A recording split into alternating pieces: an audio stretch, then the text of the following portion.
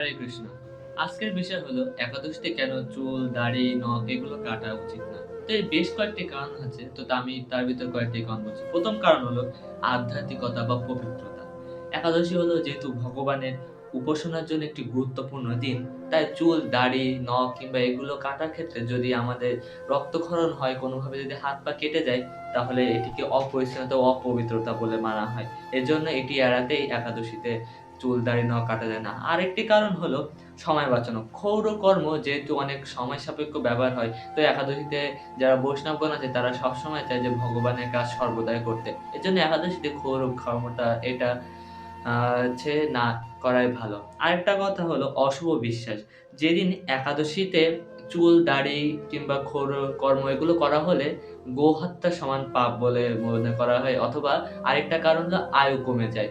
এটা এজন্য একাদশীতে ক্ষৌর কর্ম করা নিষেধ আছে।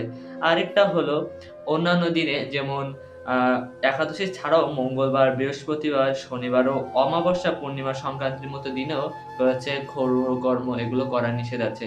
এগুলো আ সে তো আপনারা যারা একাদশী আছেন তারা এই চুল, দাড়ি, নখ এগুলো কাটা দূরত্ব থাকবেন। হরে কৃষ্ণ। আর এর পরের বিষয়টি কোন বিষয় নিয়ে ভিডিওটি হবে অবশ্যই জানাবেন। হরে Krishna. Subscribe and follow me for more videos.